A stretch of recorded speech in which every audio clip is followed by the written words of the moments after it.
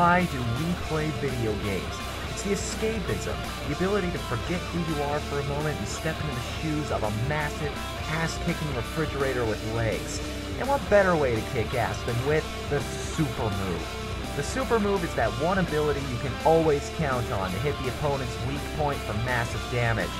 And when you see your limit bar hit max or your super meter is filled to capacity, you know it's go time. Now, I have to draw a line here. This list is not about weapons or power-ups. These are skills that are hard-coded into your character's moveset, just waiting for you to unleash them on some poor soul that is vastly overestimating their chances. Whether they're really useful, do incredible damage, or just look awesome, these are the top 10 best super moves. First, the honorable mention. It's no secret that Super Metroid is pretty much the game that Screw Attack is based off of. But am I talking about the actual Screw Attack? No, because that's a power-up. No, this goes to a life-saving power Samus has already built into her suit, the Crystal Flash. In exchange for all your expendable armaments, this move can save your life if you're nowhere near a save point and low on energy. However, the reason it didn't make the list is that it's not an offensive technique. I mean, really, healing me is okay, but at the same time, this move eats up the remainder of your ability to do anything remotely cool after you use it. Boring. It's a damn useful move, but it's a bittersweet trade.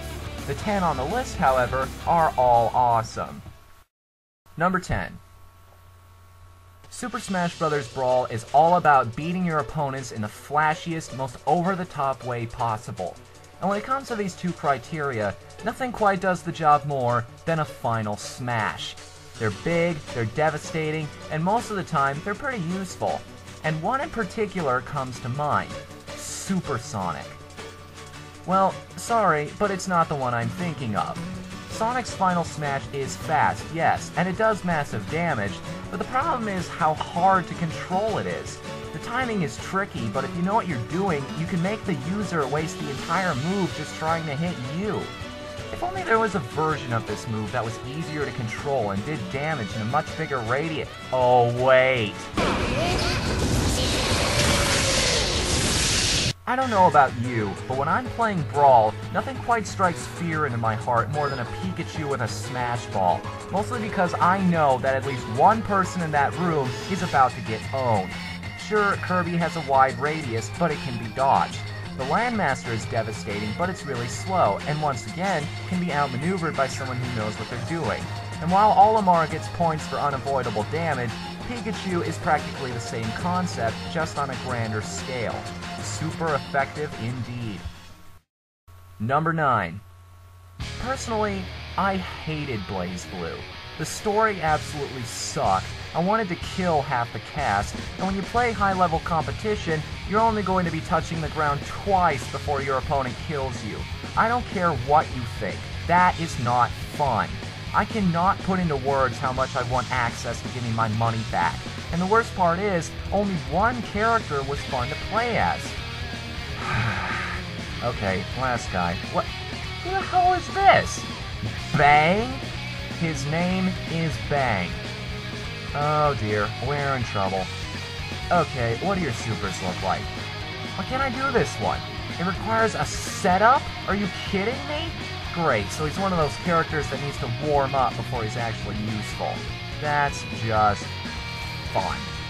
Dude, I'm warning you, this better be worth it.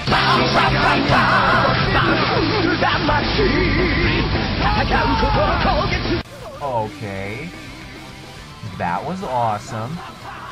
In fact, that was really awesome.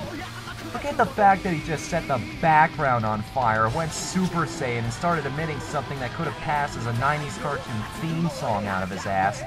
In the span of this one technique, Bang goes from low tier to top tier, being able to dish out combos like no one else. And come to think of it, once I actually got to know the guy, he managed to avoid ending up on my list of people who seriously need to be cut from the sequel. Bang is the only reason you should ever play Blazblue, and this move is the ultimate defense of your decision. Number 8. Final Fantasy is constantly pelted with criticism, and 7 in particular always gets the short end of the stick. I'm sure everybody here is aware of why by now, but let me point something out. No matter who I talk to, no matter where I go, whether it be the company enemies, third-party people who are unsure of the series, kids that never got to experience the game when it came out, or even flat-out haters of Square, even Encyclopedia Dramatica can't find anything to complain about when it comes to Knights of the Round. Sure, while it may not be the coolest looking or the most impressive summon in the series, there's a reason that this move costs a whopping 250 MP to use. Point for point, pound for pound, this is the strongest spell in all of Final Fantasy history.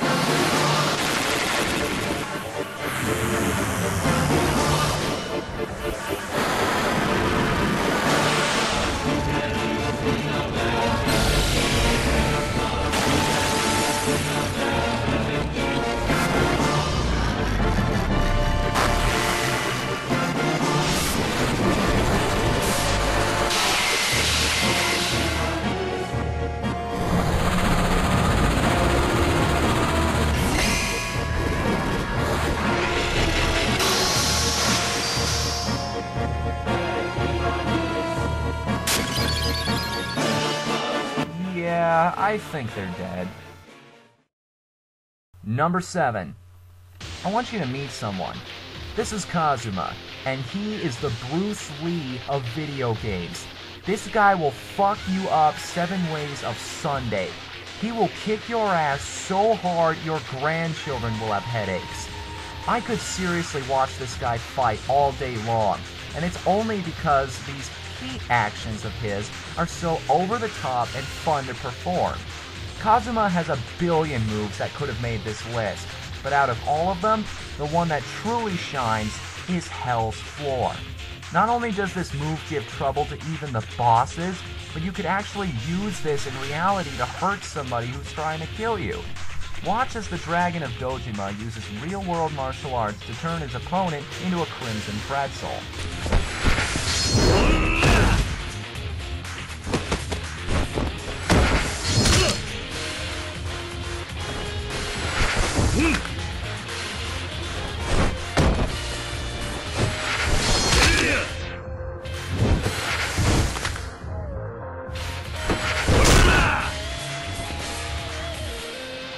I'm no doctor, but I can tell you now that no normal human being is going to be standing up after that. For being useful and fun to watch, Hell's Floor is more than worthy of this spot. Number 6. While it scored points for starting out strong, you need to face the facts when it comes to Naruto. That anime sucked. You know why they're called Narutards, right? Because only a retard would fork over $20 for a freaking metal-plated headband. However, like Blazblue, there was one thing that made watching the entire series worth it, and that thing was called Guy Sensei. This dude is just plain funny. I want to see just one convention, just one, where he and Hard Gay team up to fight evil. Seriously, watch as he and his training partner practice the art of hitting an opponent 30 times before they touch the ground.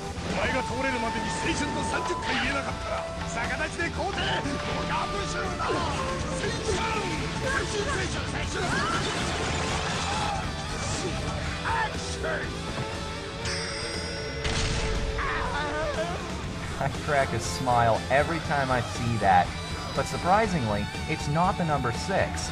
After all, a great teacher makes great students, and while Rock Lee is a shining example of what every young man should aspire to become, we're going to focus on 1010. This girl wins the award for overkill hands down, and you're about to find out why.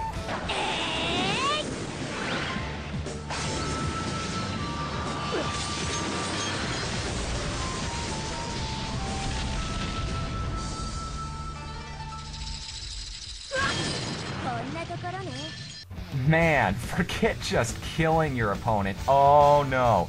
10-10 makes it rain on them hoes. I warn you, if you ever do pick up one of the Naruto games, play as 10-10 last, because after her, everyone else is just gonna feel weak by comparison. That didn't take much.